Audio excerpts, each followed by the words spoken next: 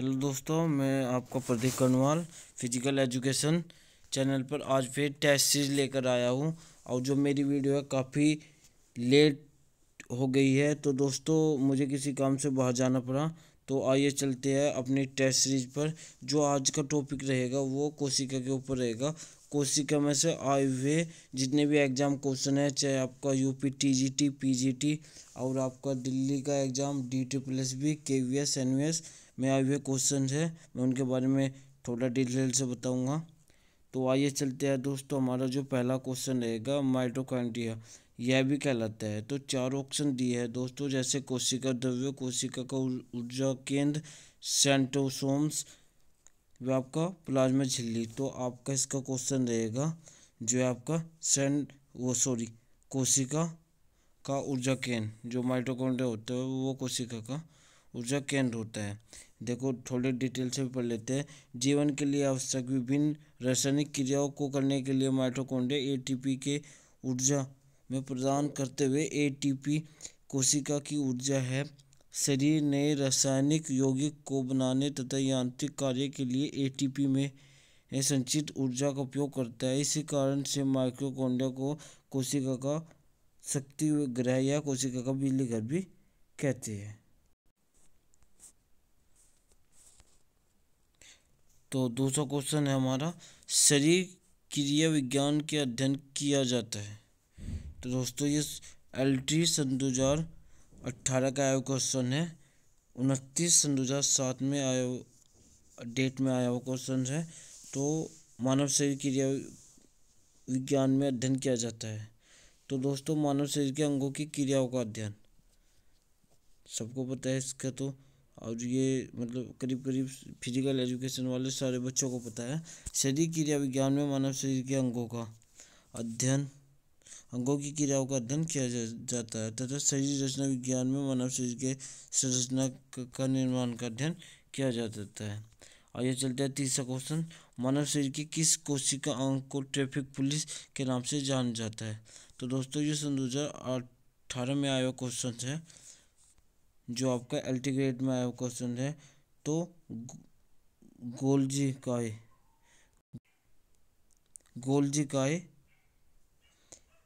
काय आपका traffic police के नाम से जाना जाता है।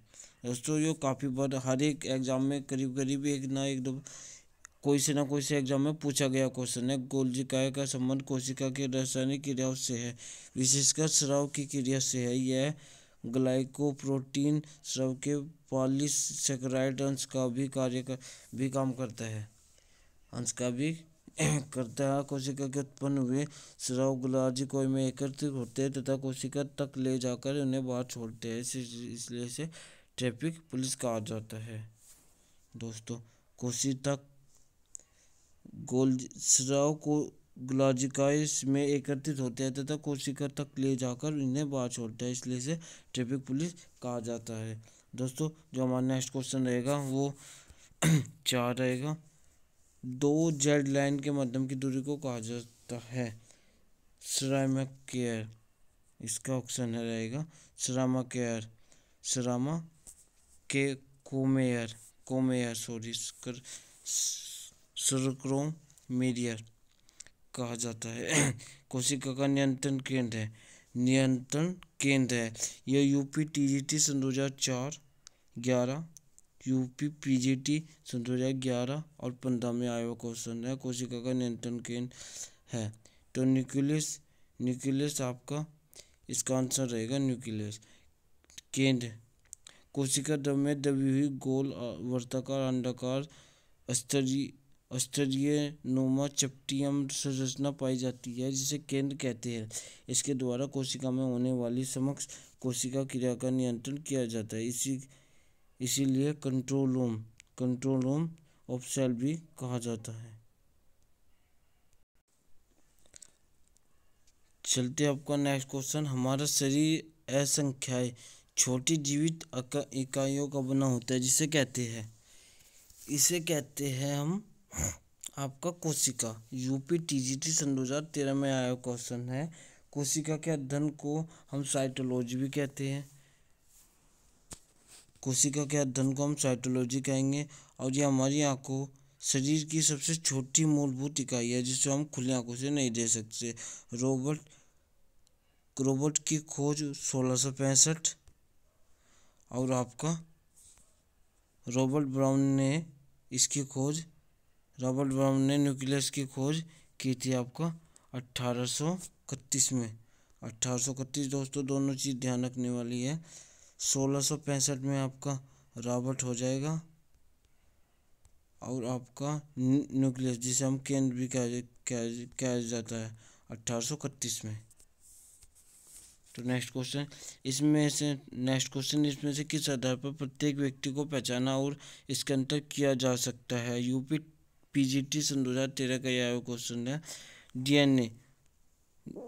तो दोस्तों ये तो बहुत आसान क्वेश्चन है कि जो भी मतलब प्रत्येक व्यक्ति को पहचाना हुआ है उसका अंतर किया जा सकता है।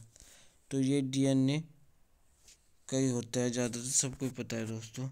और डीएनए की खोज जेम्स वाटसन व फ्रांसिस क्रिक के द्वारा 1953 में किया गया था और इसकी खोज के लिए नोबेल पुरस्कार जो मिला था 1962 में मिला था।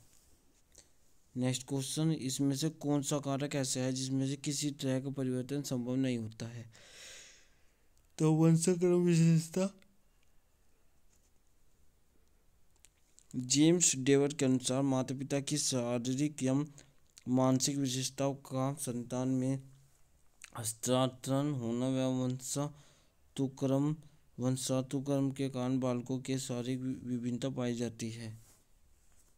तो दोस्तों एक सिंपल सी बात है, अगर किसी के माँ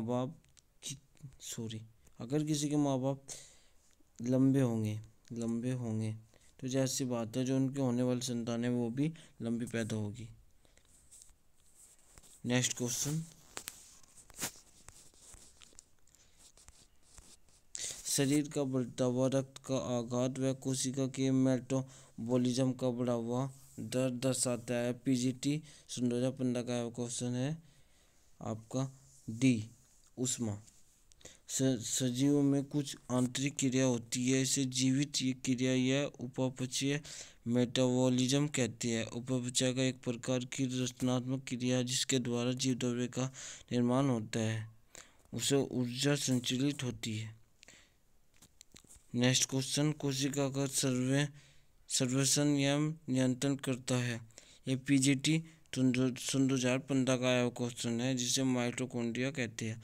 ऊर्जा युक्त कार्बनिक पदार्थों का ऑक्सीकरण माइटोकॉन्ड्रिया में होता है, इसमें काफ़ी मात्रा में ऊर्जा प्राप्त होती है, इसलिए इसे कोशिका का ऊर्जा घर भी कहा जाता है। नेक्स्ट क्वेश्चन, कोशिका के अंदर गाढ़ा तरल पदार्थ होता है जिससे कहते हैं दोस्तों साइटोप्लाज्मा कहा जाता है। तो जो अंदर गाढ़ा तरल पदार्थ भरा होता है। टीजीटी सन 2011 का आया हुआ क्वेश्चन से जीव द्रव्य का विभाग जो कोशिका भित्ति एवं केंद्र के बीच होता है जो उसे कोशिका द्रव्य व साइटोप्लाज्मा कहते हैं। इसमें अनेक कार्बोहाइड्रेट प्रोटीन वसा व अकार्बनिक में खनिज व लवण होते हैं जो निजी होते हैं। कोशिका द्रव्य में गाढ़ा पारदर्शी या चिपचिपा पदार्थ होता है। तो दोस्तों देखो कोशिका द्रव्य में क्या होता है, इसमें जो कार्बनिक होगा उसमें कार्बोहाइड्रेट प्रोटीन व वसा, और जो अकार्बनिक होगा उसमें खनिज एवं लवण। ठीक है दोस्तों, ध्यान देने वाली बात है। अकार्बनिक आपका कार्बोहाइड्रेट प्रोटीन व वसा और अकार्बनिक में आपका खनिज एवं लवण। ठीक है दोस्तों, कोशिका के किस भाग को प्रोटीन की फैक्ट्री कहा जा सकता है। सन 2011 का वह क्वेश्चन है। तो राइबोसोम्स को इसको फैक्ट्री कहा जा सकता है। कोशिका के अंदर हजारों राइबोसोम्स होते हैं जो खुरदुरे एंडोप्लाज्मिक रेटिकुलम की बाहरी सतह पर बिंदुओं के आकार की तरह संरचना होती है जिसे राइबोसोम को फैक्ट्री कहा जा सकता है। कोशिका के किस अंग को सेलुलर गार्बेज डिस्पोजल कहा जा सकता है। तो लाइसोसोम छोटी छोटी थैलियाँ होती है जिसके अंदर पाचक एंजाइम होते हैं जो इसे कोशिका का पाचन बैग डाइजेस्टिव सिस्टम भी कहा जा सकता है। वैध पदार्थ बाहर निकालने में लाइसोसोम। कोशिका शरीर से नाड़ी संवेदना का संचार किसकी सहायता से होता है। बी एक्सॉन सन 2000, टीजीटी सन 2011 का वह क्वेश्चन है। साइटॉन से आराम होकर एक बहुत पतला लंबा तंत्रिका तंतु निकलता है, एक्सन कहलाता है, जो एक न्यूरॉन से दूसरे न्यूरॉन तक वाहक का कार्य करता है। एक्सन का अंतिम सिरा पतली पतली सी शाखाओं में बटा होता है, जिसको साइनोपेटिक नोबेस कहा जा सकता है। नेक्स्ट क्वेश्चन, डेनेटाइड डेनेटाइड की भूमिका अन्य न्यूरॉन में आवेशों ग्रहणों और उसमें ले जाना। तो आपका सेल बॉडी की ओर डेनेटाइड डेंटल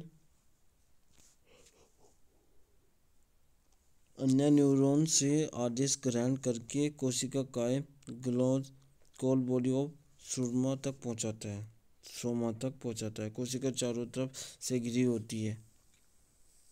नेक्स्ट क्वेश्चन है कोशिका टीजीटी सन 2011 का वह क्वेश्चन है। कोशिका चारों तरफ से घिरी होती है, इसे साइटोप्लाज्मा कहते हैं। कोशिका द्रव्य कोशिका का एक भाग जो झिल्ली तथा उसके केंद्र बिंदु के बीच में स्थित होता है। दोस्तों इम्पोर्टेंट क्वेश्चन यूसीजी नेट सन 2015 का वह क्वेश्चन है, जो कि बाह्य कोशिका जल, अंतःकोशिका जल, वसा व प्रोटीन। तो बाह्य कोशिका जल आपका 43.3 है, अंतःकोशिका जल आपका 56.7 है, वसा आपका 19.2 है, प्रोटीन आपको 15.1 है। दोस्तों तो आज के लिए इतना ही। दोस्तों आप मेरे चैनल को सब्सक्राइब करें, लाइक करें और शेयर करें, और ऐसे ही आपको एग्ज़ाम से संबंधित क्वेश्चन आपको डेली देखने को मिलते रहेंगे। और दोस्तों अगर आप फिटनेस से जुड़ी आप वीडियो देखना चाहते हैं तो मेरे चैनल को सब्सक्राइब करें, फिटनेस कोच प्रदीप कनवाल, जो आपको लिंक डिस्क्रिप्शन में मैं दे दूँगा। तो दोस्तों मिलते हैं अपने नेक्स्ट वीडियो में। जय हिंद, जय भारत।